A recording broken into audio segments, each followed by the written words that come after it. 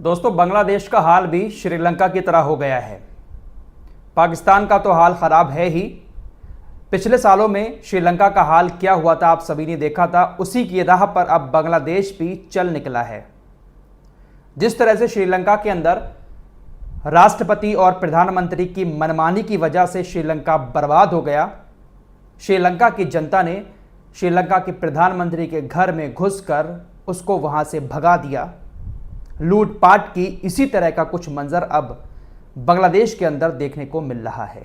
Middle east की खबरों पर भी बात करूंगा, लेकिन पहले एशिया की खबरों पर बात कर लेता हूं। बांग्लादेश के अंदर पिछले एक महीने से खतरनाक विरोध प्रदर्शन चल रहे हैं। सारी जानकारी आप लोगों को एक डिटेल वीडियो में पहले दे चुका हूं।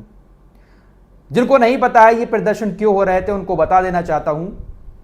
ये प्रदर्शन बांग्लादेश के छात्र कर रहे थे, खासकर वो छात्र जो सालों साल जॉब की तैयारी करते हैं, पढ़ाई करते हैं, लेकिन जब जॉब का नंबर आता है तो उनकी उस जॉब को छीनकर ऐसे लोगों को सरकार दे देती है जो जॉब के लायक भी नहीं होते हैं। लेकिन सरकार ऐसे लोगों को जॉब क्यों देती है? वो इसलिए देती है क्योंकि बांग्लादेश के अंदर कई सारी कैटेगरी में लोगों को आरक्षण दिया जाता है।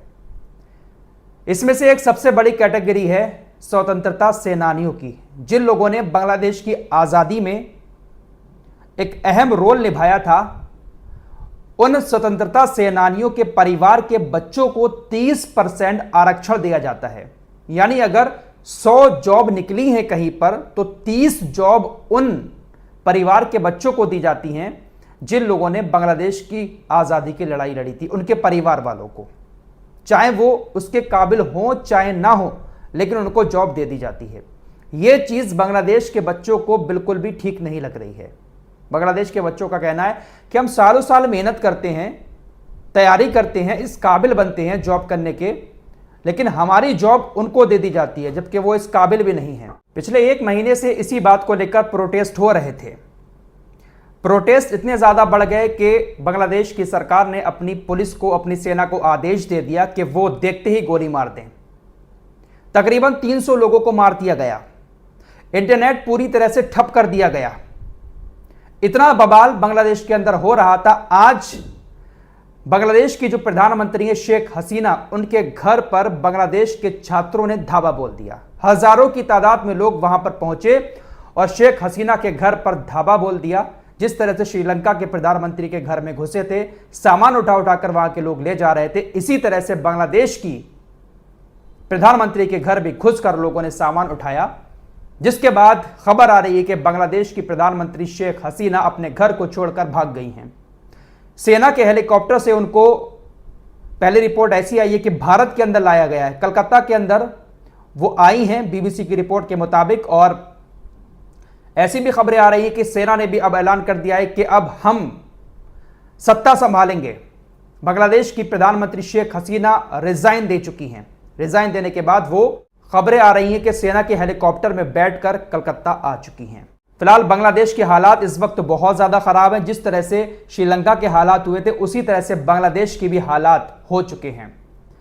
पाकिस्तान भी कुछ उसी राह पर बढ़ रहा है। पाकिस्तान की हालत भी बद से बदतर है, आप सभी लोगों को पता ही है। आए दिन वहाँ पर दंगे होते रहते हैं, बॉम्ब ब्लास्ट होते रहते हैं। खैबर पख्तूनख्वा एक ऐसा इलाका है पाकिस्तान का जहाँ पर इस वक्त शिया और सुन्नियों के बीच काफ़ी ज़्यादा लड़ाई छिड़ी हुई है। देखिए, इस शिया और सुन्नियों की लड़ाई को लोग थोड़ा दूसरे एंगल से देख रहे हैं, लेकिन ये जो लड़ाई है वो 130 एकड़ जमीन की है। पाकिस्तान के खैबर पख्तूनख्वा का जो पाराचिनार एरिया है वहां पर शिया और सुन्नियों के बीच इतनी लड़ाई हुई कि तकरीबन 50 से ज्यादा शियाओं की वहां पर मौत हो गई। 130 एकड़ जमीन को लेकर दो परिवार आपस में भिड़ गए थे।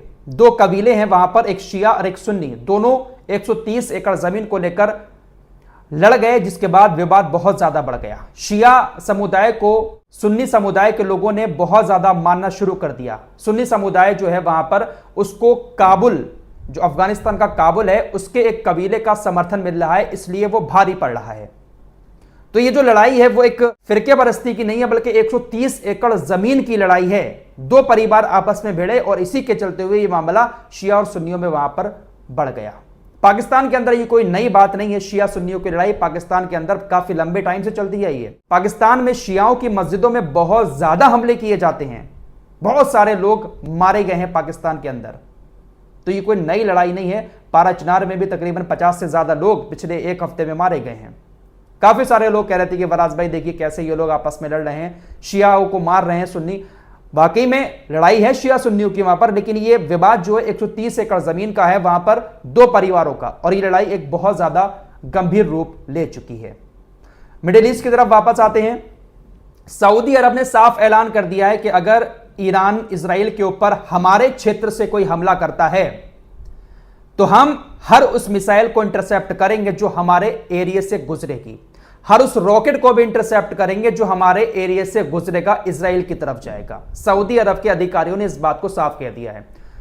मिस्र के राष्ट्रपति ने कहा है कि हम साफ कहते हैं कि हम अमेरिका इजराइल के गठबंधन में शामिल नहीं होंगे ईरान के हमलों के खिलाफ।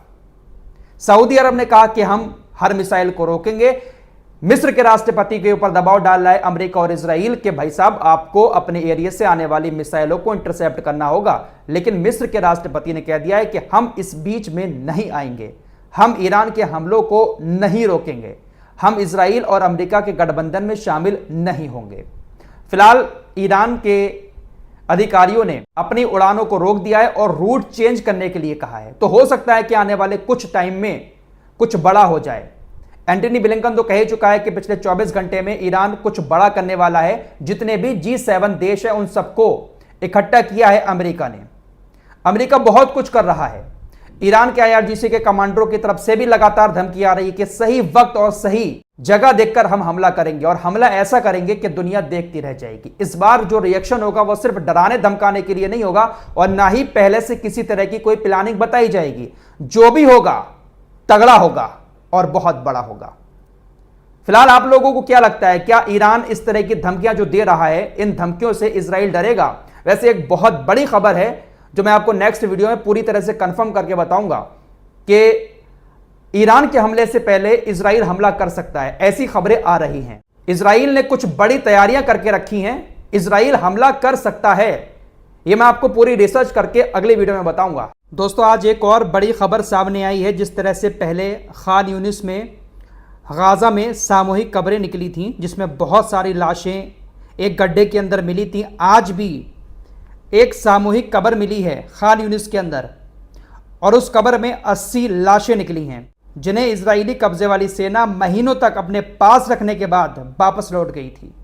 उसी खान यूनिस के अंदर सामूहिक कब्र मिली है और उस कब्र में 80 लाशें निकली हैं। तो ऐसे न जाने कितनी सामूहिक कब्रें हैं गाजा के अंदर जहां पर लोगों को मारकर दबा दिया गया है। जो लापता लोग हैं ना, हजारों की तादाद में ऐसे हैं जिनकी मौत हो गई है। अल्लाह हाफिज।